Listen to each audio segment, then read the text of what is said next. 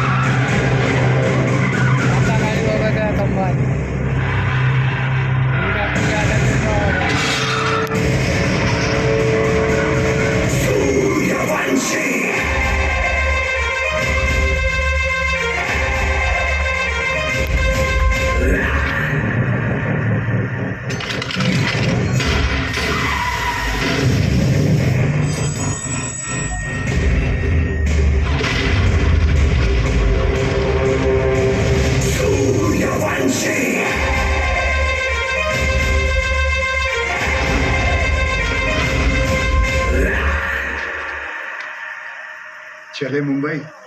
हाँ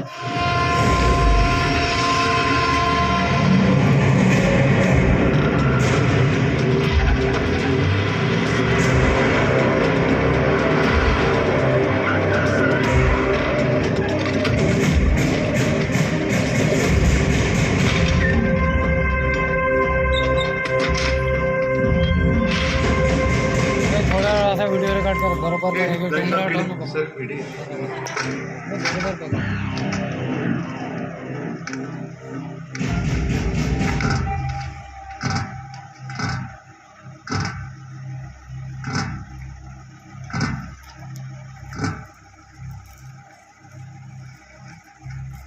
central agency के हिसाब से तुम लश्कर चीफ उमर हफीज के बेटे हो। 2007 में इंडिया पाकिस्तान का क्रिकेट मैच देखने तुम पाकिस्तान से मोहाली टूरिस्ट वीजा पर आए थे, मगर वापस नहीं गए। पिछले 13 साल से तुम यहाँ राजवीर राठौड़ के नाम से रह रहे हो और एक इंडियन लड़की ज्योति गुप्ता से तुमने शादी की।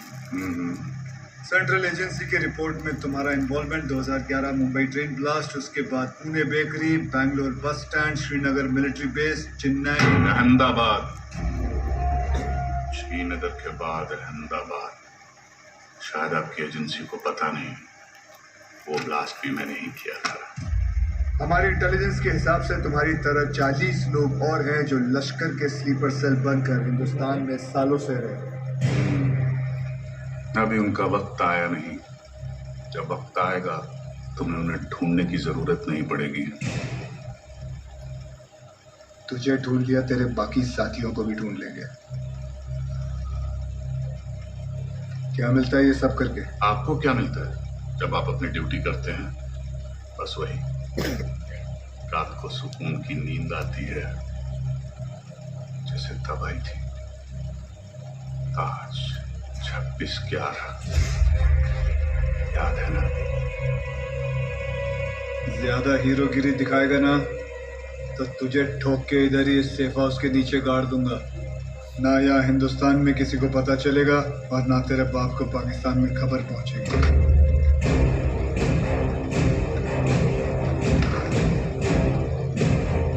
Kabir Shroff, ADG, Mumbai ATS, claim to fame 1993, Mumbai blast. सुना है सिर्फ 2 दिनों में पूरा केस सॉल्व कर दिया था आपने। सिर्फ टाइगर और बिलाल आपके हाथों से बच निकले। काफी जानकारी है तुम्हें मेरे बारे में, मगर हम भी जानते हैं कि 93 के बाद बिलाल तुम्हारे अब्बा की गोद में जाके बैठ गया है। भाईजान मैं इनसे कहती रही कि ये गलत है और अब रियाज इंडियन गवर्नमेंट की गिरफ्त में है। पता नहीं अब क्या करेंगे मेरे बेटे के साथ।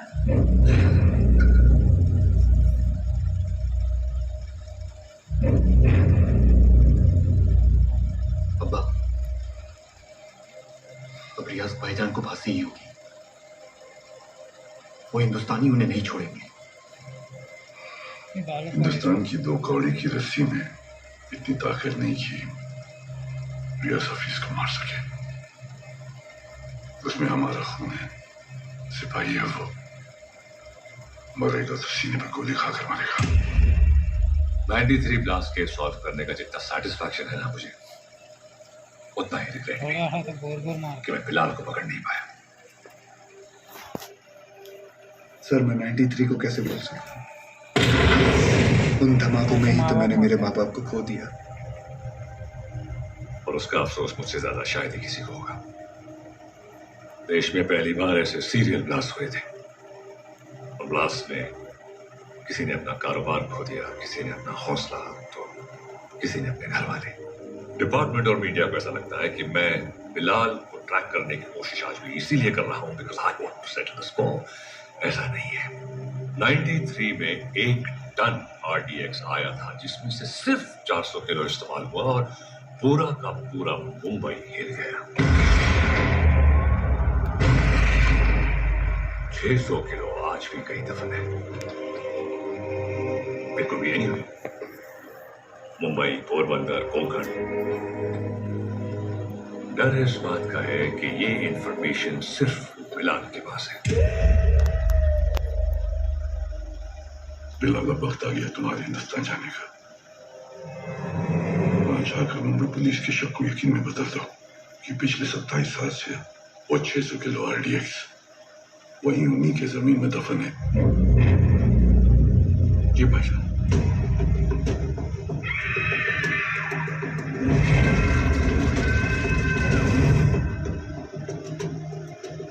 रजा, मुख्तार और उस्मानी को इत्तला करो कि बिलाल हिंदुस्तान वापस आ रहा है।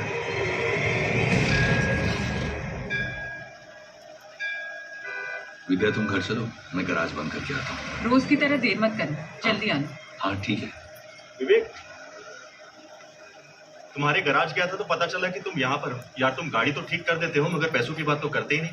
आप क्यों चिंता कर रहे हैं? मुझे पता है आपके पैसे कहीं नहीं जा रहे। आजकल किसी पर भी इतना भरोसा नहीं करना चाहिए। ये पैसे रखो। एक बात बताओ, तुम्हारी दोनों उंगलियां कटी कैसे है? ये अफगानिस्तान में वॉर के दौरान इन्हीं हाथों से बॉम्ब ब्लास्ट किया था। तुम भी ना कुछ भी बोलते हो। टाइम पर बोलता तुम, ये ऐसे ही। निकलता। नमस्कार भाभी। नमस्ते। कुछ भी मजाक करते हो। मैं खाना लगाती हूँ, तुम जल्दी आओ।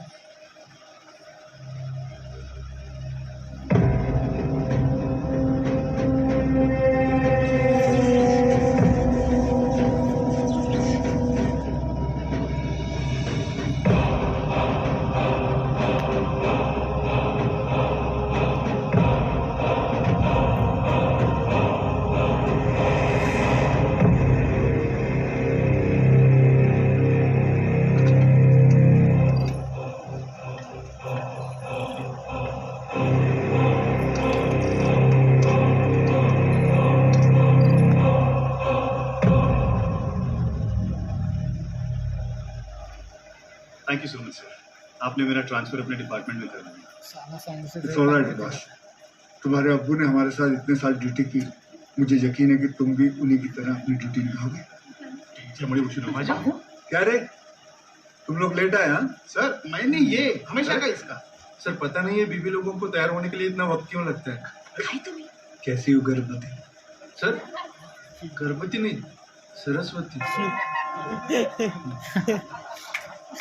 सर, आज 1 साल के बाद आप और रिया दीदी आर्यन का बर्थडे एक साथ मना रहे हैं। बहुत खुश होंगे ना? हाँ खुश हूँ भी नहीं भी। रिया हमेशा के लिए ऑस्ट्रेलिया जा रही है आर्यन के साथ। ऑस्ट्रेलिया? सर उस हादसे को तो 1 साल हो चुका है। आप दोनों कब तक अलग रहेंगे? सर 2 लोग एक दूसरे से इतने अलग, फिर भी प्यार हुआ, शादी हुई। सर आप देखिए, रिया दीदी एक दिन आपके पास वापस जरूर आएगी। हाँ? आले sir.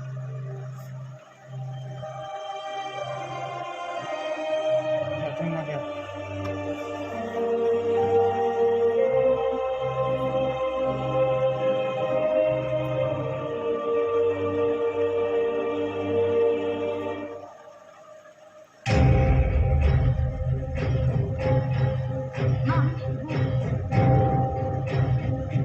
Get the team ready. Okay, ma'am.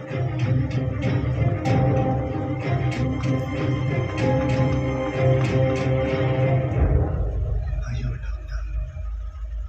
I'm in shock.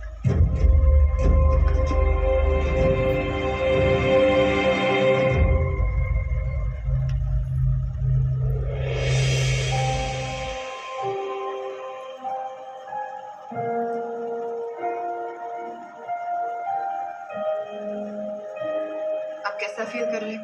Much better. Good. Good morning sir. Good morning sir. Good morning. टुंडे का क्या हुआ, पता चला कुछ? ढूंढे नहीं सर, मुंडे ढूंढ रहे साले को। आप पर गोली चलाई है, छोड़ेंगे नहीं उसे। मुझे अब डिस्चार्ज कब करेंगे? मुझे ड्यूटी पे जाना है। अपनी हालत देख रहे हो तुम? मतलब क्या, मतलब छोटी मोटी चोट है, ठीक हो जाऊंगा 2 दिन में। You can just leave me. हाँ छोटे मोटे घाव से कुछ फर्क नहीं पड़ता हमारे सर को। ड्यूटी के लिए तो अपने जान की बाजी लगाते हैं सर। अच्छा, वैसे अगर बुलेट 2 इंच ऊपर लगती तो बाजी लगाने के लिए तुम्हारे सर की जान ही नहीं बचती। ये आता ये पुलिस स्टेशन नहीं है, हॉस्पिटल है, और डॉक्टर मैं हूँ। तो जब मैं बोलूंगी तब तुम्हें डिस्चार्ज मिलेगा। I hope that's understood.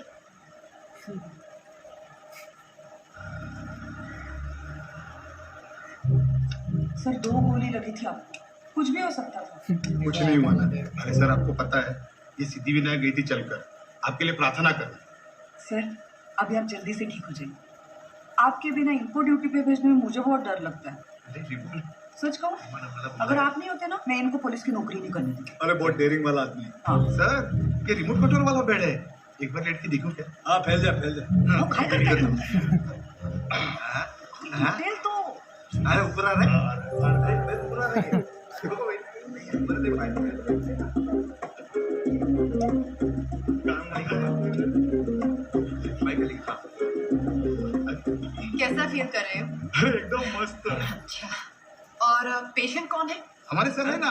अच्छा, तो फिर तुम पेशेंट के बेड पे क्या कर रहे हो? उठो, उठो यहाँ से। ये क्या हो रहा है? ये क्लब है क्या? And you please get up. ये हॉस्पिटल है, लोग यहाँ ट्रीटमेंट के लिए आते हैं, एंटरटेनमेंट के लिए नहीं। आप भी पुलिस वाली हैं? मैं तो टीचर हूँ। मेरा वाइफ है। ये आपकी पति है?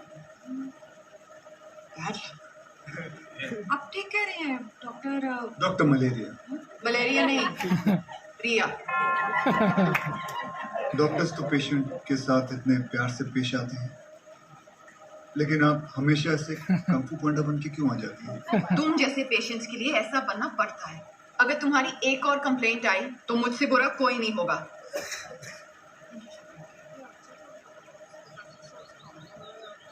तुम यहाँ क्या कर रहे हो? नमस्ते, डांटिए मत, मैं आप ही को ढूंढ रहा था। आपसे कुछ बात करनी है, एकांत में। एक्सक्यूज मी, बहरे हो? Shut up. See you later. खाना खाया तुमने? नहीं,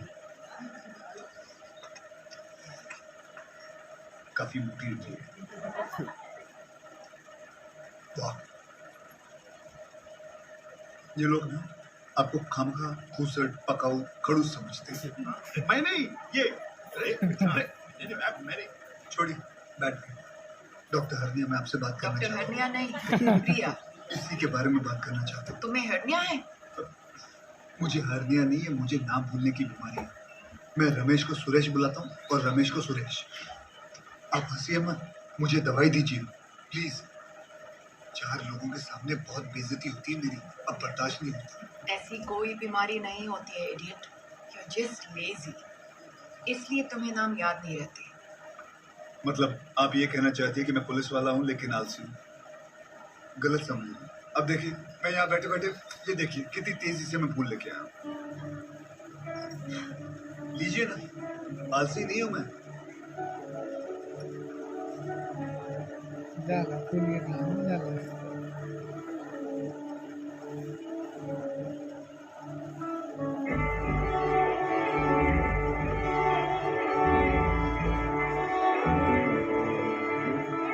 तुमसे दिल जब से मिला है, कोई तो वजह है, इश्क हुआ है। इतनी सी बात समझ लो, शेटूचा कमाल गाड्या। सारे जहां में तुमसे हुआ है। ओ लाखों मिले, कोई भी ना तुमसा मिला। मध्ये ओ मेरा ये दिल मल्लाम माझ्या तेरी गावे ओर चलता मल्लाम माझ्या गया, ना रुका मेरे यारा, मेरे यारा। मान जाना मेरे यारा, आके मुझे थाम ले, तू भी मेरा नाम ले, मेरे यारा,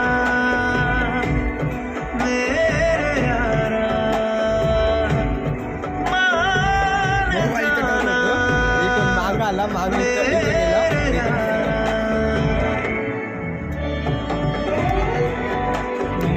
माऊली राहतो का व्हॉट्सअपवर टाकून देतो, टाकून फोन घेतो पाठवून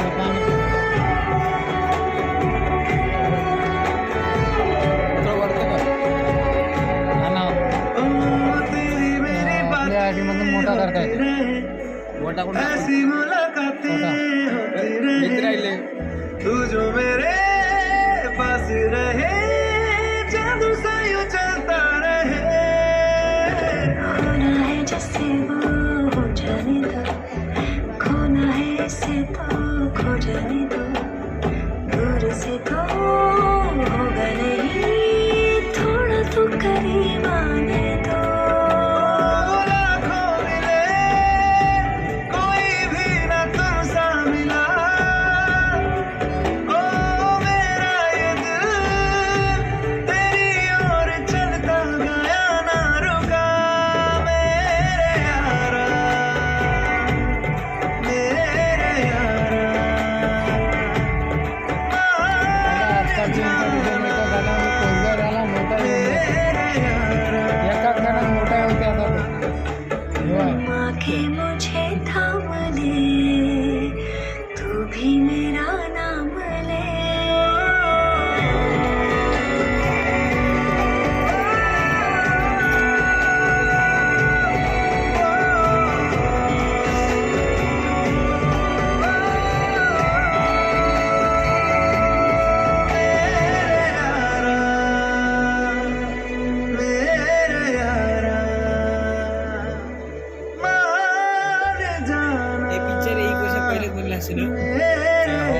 अबे बहुत वर्ष पहले मुझे कहा आता है, बहुत से ऐसे पिक्चर आए जीवन में पापा सेंट्रल मॉल वहाँ चलते हैं ना। चलो गोली लाते हैं मांझा बोल।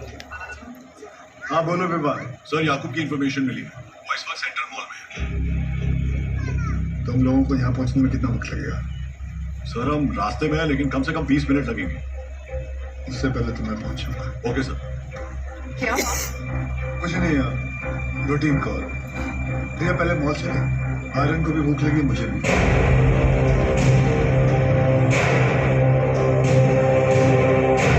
तो बाइक वाली तुम दोनों ये पार्किंग लॉट में रुको, मैं भी आता हूँ। पार्किंग लॉट में क्यों?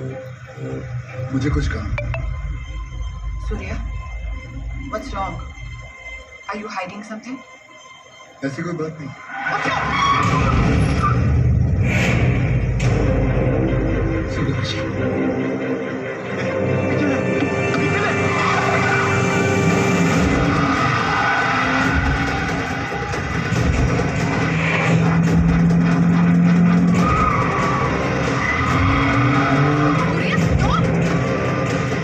सूर्या, क्या कर रहे हो? आर्यन है गाड़ी में।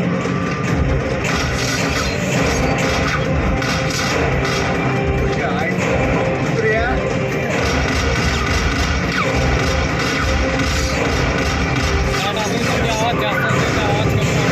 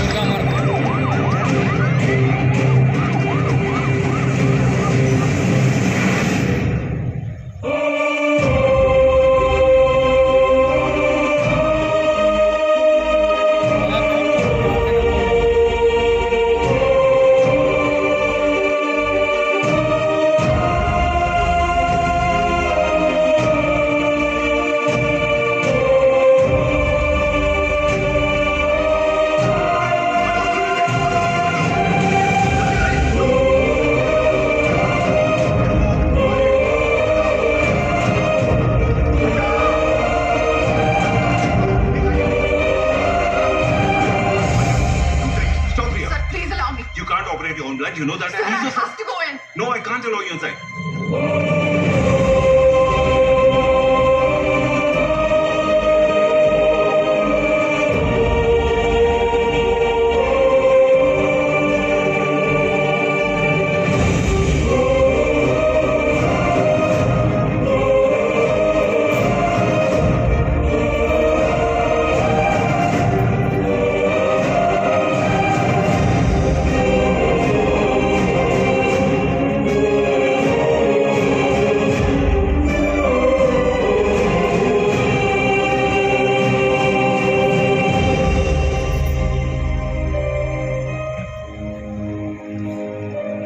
Aryan अब ठीक है.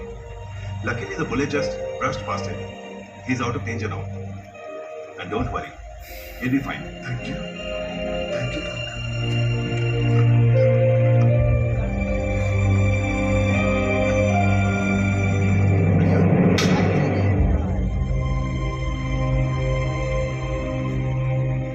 तुम जानते थे कि वहां कितना खतरा है, फिर भी तुम हमें अपने साथ ले गए। आर्यन के बारे में एक बार भी नहीं सोचा?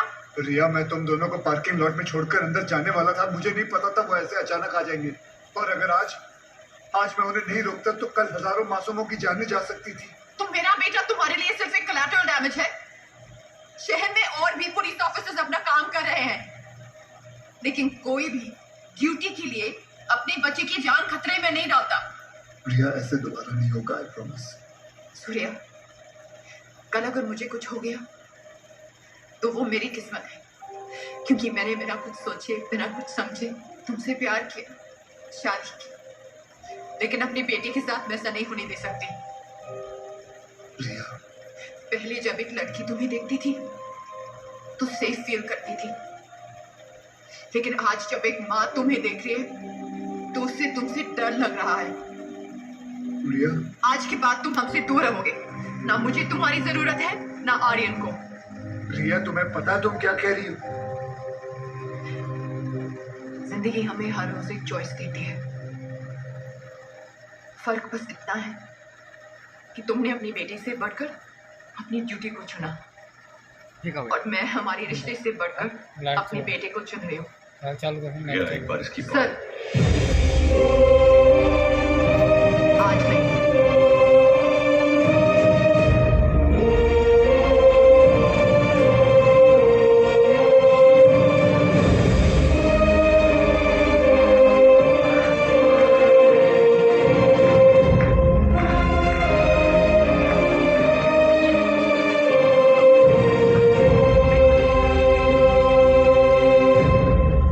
थैंक यू रिया।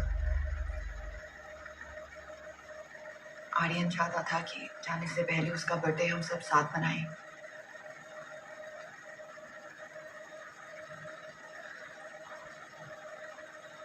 सूर्या, आर्यन को ऑस्ट्रेलिया ले जाने के लिए एम्बेसी में मुझे तुम्हारी खुद सिग्नेचर्स की जरूरत होगी। तुम जब भी बुलाओगे मैं आ जाऊंगा। थैंक्स।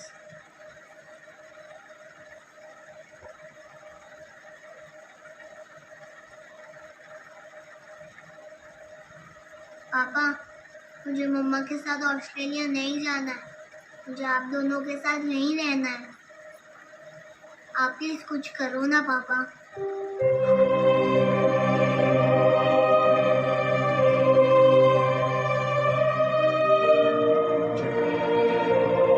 आप दोनों के जाने के बाद सूर्या सर बिल्कुल अकेले पड़ जाएंगे।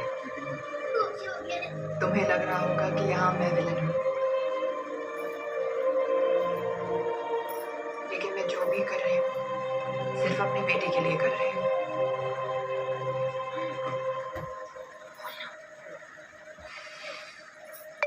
सर, आप एक बार बात करके देखिए ना।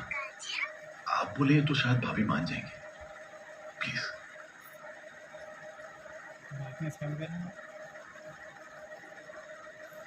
देखना, जब कबीर सर अपने भारी आवाज में समझाएंगे ना, पक्का भाभी मान जाएगी। क्या हो रहा है यहाँ? अब सर, कबीर सर भाभी से बात करने गए। मैंने सुना तुम ऑस्ट्रेलिया जाना चाहती हो। देखो रिया, शादी जो होती है वो दो लोगों के बीच होती है, एक पुरुष और एक स्त्री के बीच का मिलन। जैसे कि ये जो पिस्टल है, इसके अंदर गोली है। अब इन दोनों का एक हसीन एक संबंध है, जोड़ी है। लेकिन अगर इन दोनों को अलग कर दिया जाए तो दोनों किस काम के? गढ़े। कौन भेजा उसको?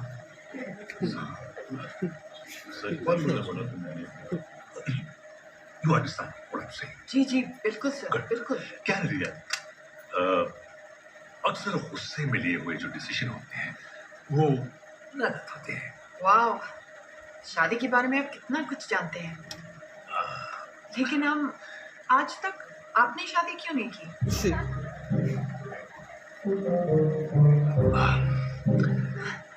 I'll just be back.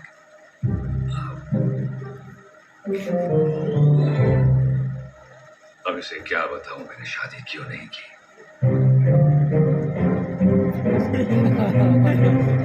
मेरे लिए खुली idiots. Good morning, gentlemen. This is Mr. Nair from the intelligence bureau. Delhi से आया। जाहिर है कोई अच्छी खबर तो नहीं होगी।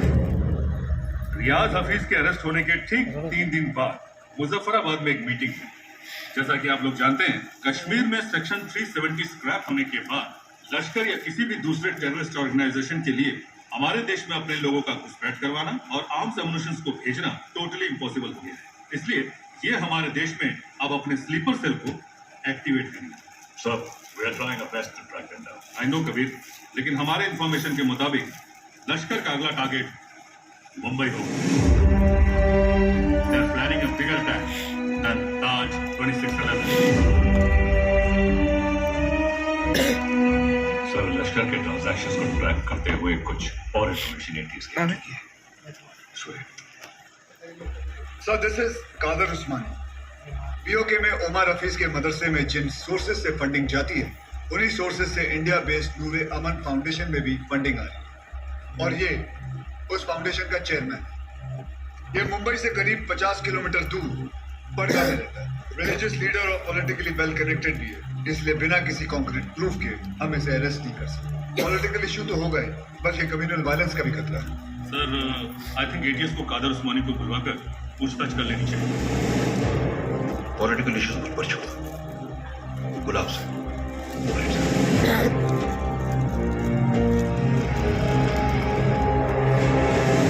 Good morning sir. Good morning. अब्बू आए, आपसे मिलना चाहिए। आप बुला बुला। अब्बू, कैसे हैं खान साहब? अजमेर से कब आए? आज सुबह ही लौटा हूँ सर। ख्वाजा के दरबार से आपके लिए न्याज लाया हूँ। धन्यवाद।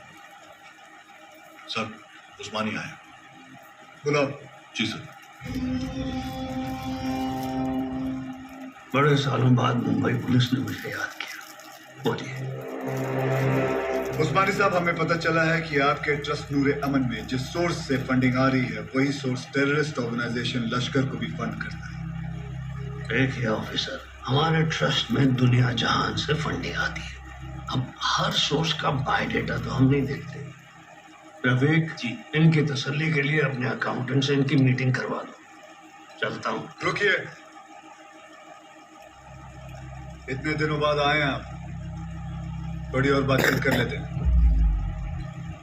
आईबी की रिपोर्ट के हिसाब से अब तक 11 बच्चों ने इंडिया से सीरिया जाकर आईसिस ज्वाइन किया, जिनमें से 3 बच्चे जावेद, मुश्ताक और अहमद बडगा से हैं, और बडगा आपका इलाका है। और सुना है कि सीरिया जाने से पहले इनका आपके घर काफी आना जाना था। ऑफिसर, इतना ही नहीं, और भी कंप्लेंट्स है आपकी।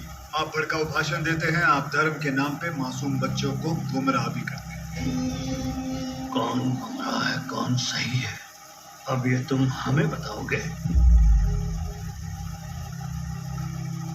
इस मुल्क में मुसलमानों का क्या हाल है जानते हो तुम? मुसलमान का हाल? उस्मानी,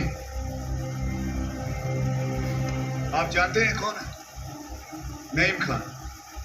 30 साल ईमानदारी से पुलिस की ड्यूटी की है इन्होंने, और अब इनका बेटा अब्बास हमारे एंटी टेररिज्म स्क्वाड का एक होनहार ऑफिसर है। खान साहब रिटायर हो चुके हैं, लेकिन आज भी देश के लिए मरने मिटने के लिए तैयार हैं। ये है हिंदुस्तान के मुसलमान। आप किस मुसलमान की बात करते हैं हम नहीं जानते।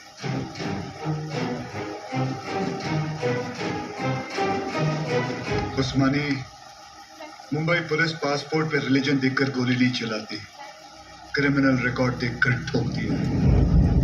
तेरे रिकॉर्ड की भी इंक्वायरी चालू है, बहुत जल्द तुझे भी अंदर डालूंगा।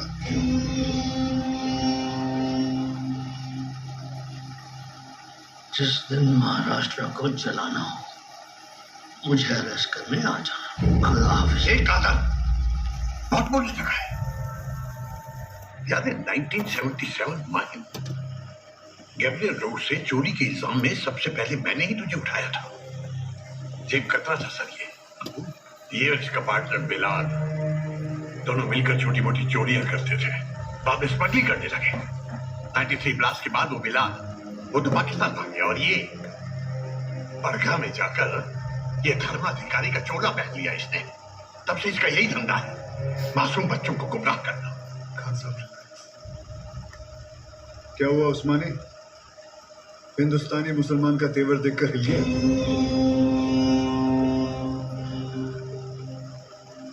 उस्मानी,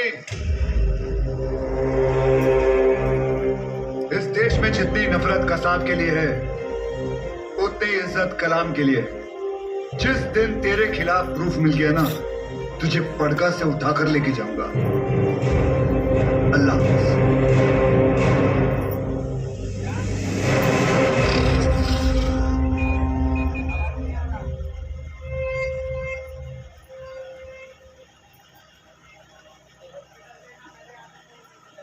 आज जो हुआ वो ठीक नहीं हुआ भाईजान। सूर्यवंशी ने आपके साथ कुछ ज्यादा ही बदतमीजी कर दी। अबू, शिवगढ़ से विवेक आए हैं। बुलाओ। विवेक, कल रात आपके लिए खबर आई है, बिलाल हिंदुस्तान वापस आ रहा है। बिलाल? आपका अजीज दोस्त 27 तारीख को गोवा पहुंचेगा।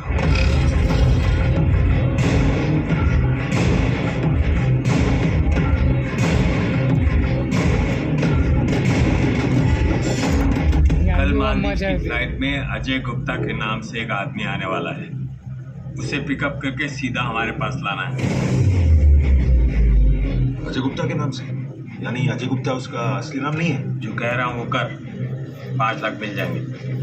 5 लाख? उस्मानी भाई का कोई खास है क्या? ये जानने की जरूरत नहीं है। ये आदमी को पिकअप करने के लिए अपने को 5 लाख रुपए क्यों मिल रहा है? मेरे को तो लग रहा है कुछ ना कुछ गड़बड़ है। ए लिली, अपने को क्या लेना देना? हाँ, 2.5 लाख तेरा, 2.5 लाख मेरा, ऐश कर।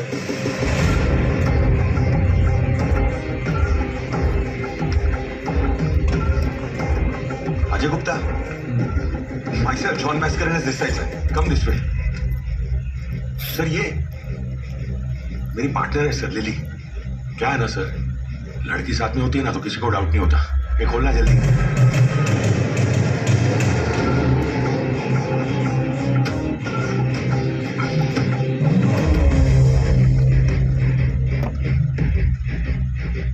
रियाज, आपके लिए खबर है।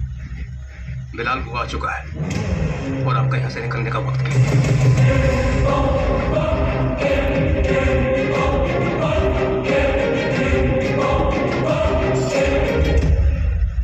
बिलाल, बूढ़ा हो गया तू कानर। तेरा भी तो पेट निकला है। कैसे मुख्तार भाईजान, कैसे हैं? ठीक हूँ। क्या रफीक, शादी हुई कि नहीं है?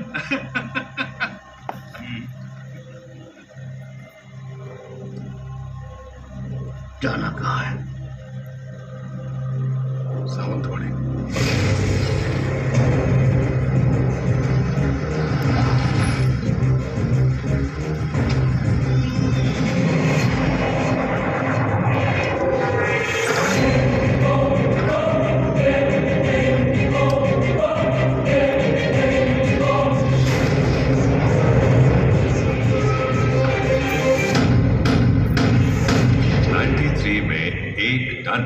RDX आया था, इसमें से सिर्फ 400 किलो इस्तेमाल हुआ। मुंबई, पोरबंदर, कोंकण। 600 किलो आज इंडिया में ही कहीं दफन है।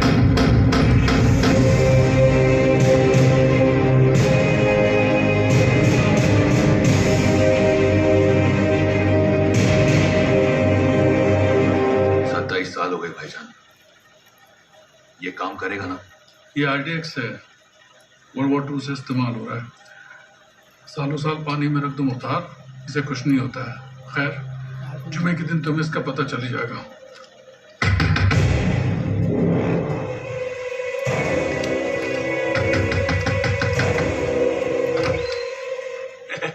काय हो भाऊ, ये बंगला आपका? जी भाई इधर सामने ही रहता है। बंगला बहुत टाइम से बंद था, बहुत सालों के बाद आए। नहीं कधी बघितलं नाही तुम्हाला? नाव काय? माझं नाव आत्माराम आहे। इधर रहने को आया? अच्छा है। अंदर से घर में काम चल रहा है, कराए। थोड़ा सा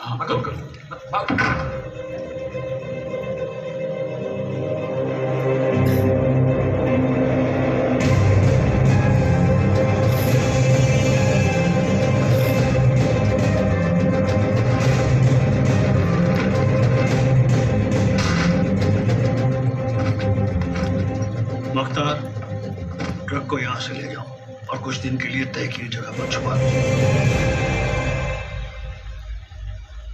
क्या सोचा है बिलाल? ये सबीना की खाला का घर था, उसका बचपन यहीं भी था, हमारा निकाह भी यहीं हुआ था। ऐसा ही होता है, वक्त सब कुछ ले जाता है, बस सिर्फ यादें छोड़ जाता है। ये टिकट है तेरी, कल शाम 6 बजे की मालदीव की फ्लाइट है। जॉन तुझे एयरपोर्ट पहुंचा देगा। अगली मुलाकात परवरदिगार के दरबार में होगी। कदर एक बात बोलूं? मैं एक बार अपनी अम्मी के मज़ार पे फातिहा पढ़ना चाहता हूँ। दिमाग खराब हो गया तेरा। यहाँ तेरा एक भी दिन रुकना खतरे से खाली नहीं है और तू मुंबई जाना चाहता है। जानता है ना मुंबई में कदम रखते ही क्या होगा। कादर 27 साल बीत चुके हैं, सिर्फ कुछ घंटों के लिए। हमारे भाई भी इसकी इजाजत नहीं देंगे। दोस्ती का वास्ता, तुझे पता है इसके बाद मेरी सिर्फ खबर आएगी, मुझे दोबारा मौका नहीं मिलेगा। प्लीज कादर, एक बार, एक दिन, सिर्फ एक दिन। और तू जानता है अगर तुझे किसी ने देख लिया तो तुझे क्या करना है।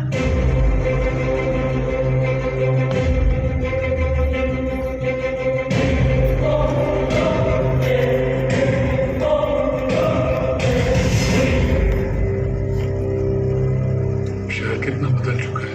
बहुत टाइम के बाद आए क्या साहब? 93 के बाद आ जाए।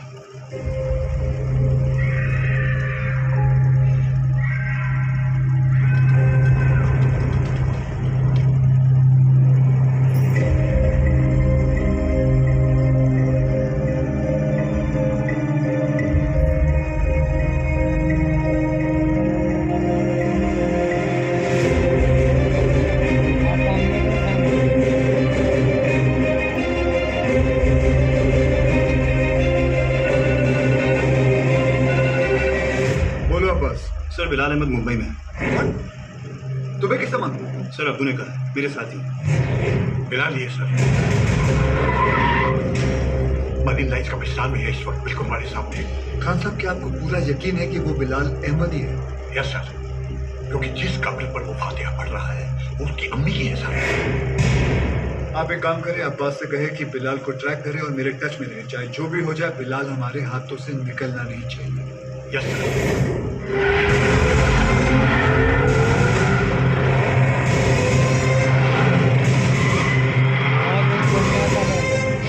बोलो सुनिए। Sir, Bilal Ahmed is in Mumbai.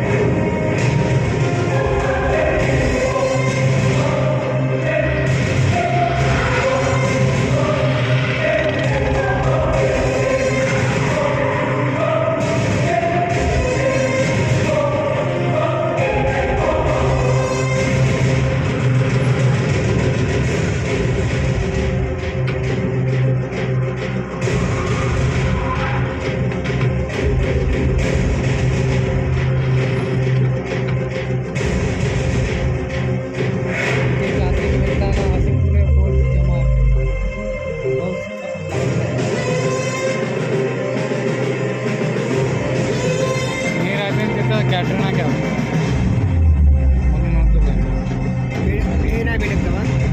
Madam, मुझे चेकआउट करना है। मेरा बिल तैयार कर देंगे? मम्मा देखो, विवान अंकल। हाय विवान अंकल, हाय तारा आंटी। अरे आर्यन, हाय आर्यन। तुम यहाँ पर? तुम लोग यहाँ क्या कर रहे हो? हम कुछ पता है, ये दोनों मेरे पापा के साथ काम करते हैं। ये दोनों पुलिस ऑफिसर्स हैं। लाग रहे जा रहे चल मुझे पूरा कोई का गाड़ी बैठते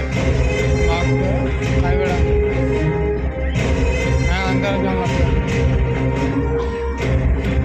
देखो पापा भी आ गए।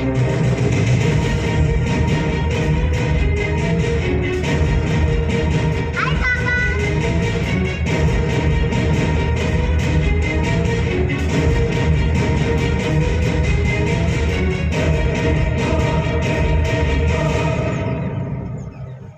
बच्चों को लेके जाओ यहाँ से। This is serious.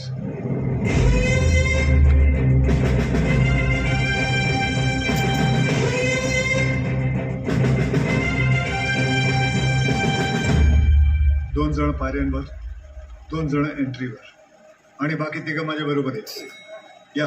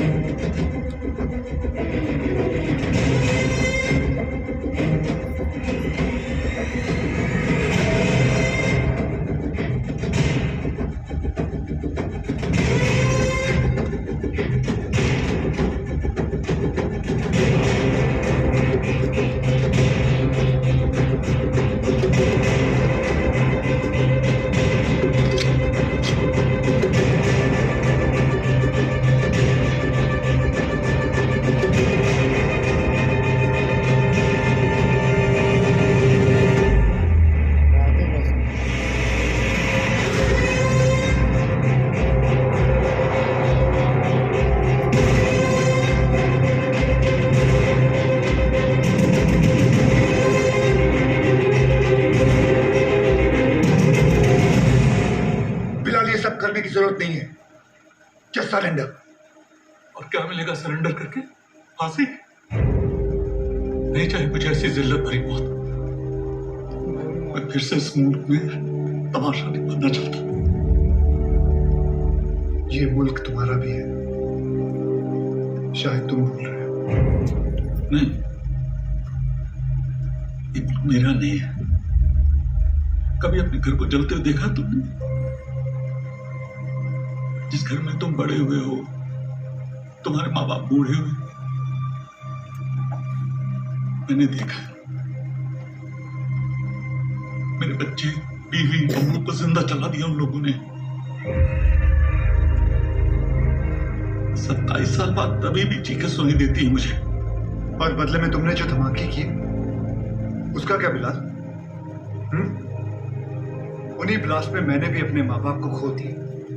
चाहूं तो इसी वक्त तुम पर अपनी सारी भड़ास निकाल सकता हूं, लेकिन वो एक वक्त था जो गुजर गया।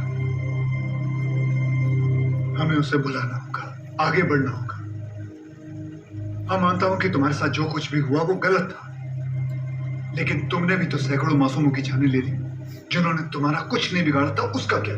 और जिन्होंने मेरा सब कुछ छीन लिया, उनका मैंने क्या बिगाड़ा था? इस मुल्क को मैं जलते हुए देखना चाहता हूं, तड़पते हुए देखना चाहता हूं, और ये होकर रहेगा इंशाल्लाह। बिलाल, अगर अल्लाह तुम्हारे साथ होता तो अल्लाह की इबादत करते हुए हमारा अफसर अब्बास तुम्हें नहीं देखता। और अल्लाह तो छोड़ो, अगर तुम्हें लगता है कि जो तुमने किया वो सही था, तो तुम्हारी अम्मी तुम्हारे साथ सरहद पार चली जाती। लेकिन वो नहीं गई, क्योंकि वो जानती थी कि उनके बेटे ने जो किया वो गलत किया है। जानते हो तुम्हारे अम्मी के जनाजे पर कितनी भीड़ थी? भीड़ इसलिए नहीं थी क्योंकि वो तुम्हारी अम्मी थी, भीड़ इसलिए थी क्योंकि उन्होंने तुम्हारा साथ नहीं दिया।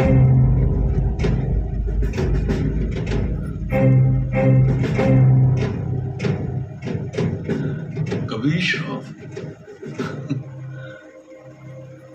अब एक और मेडल मिलेगा तुम्हें।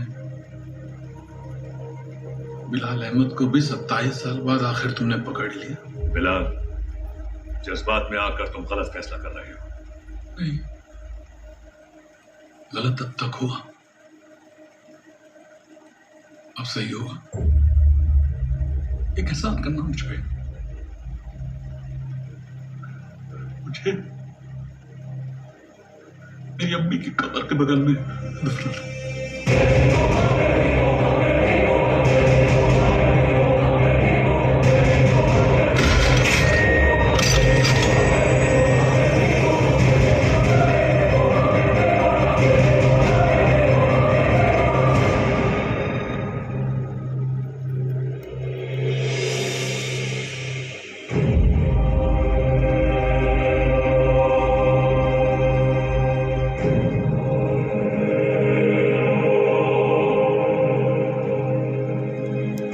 कभी कभी सोचता हूँ सर कि काश एक ही धर्म, एक ही ऊपर वाला होता तो शायद ये सब नहीं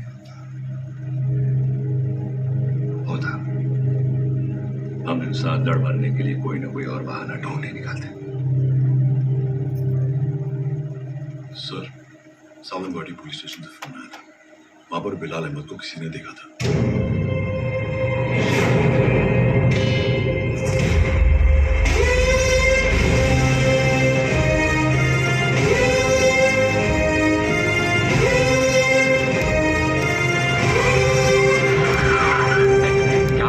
साहब एकदम 100% पक्का है साहब, वही आदमी है।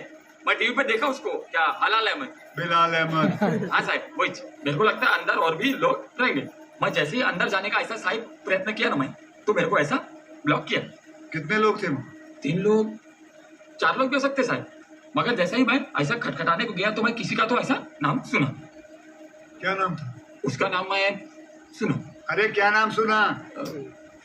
नाम, एक मिनट, आप सब भी सोचते रहेंगे कैसा आदमी है, मतलब एक नाम भी याद नहीं है। देखा है ना साहब, जगात काय चाललंय हे मला माहिती आहे। मग साहेब मेरे को ना ऐसा नाम भूलने का बीमारी है साहब।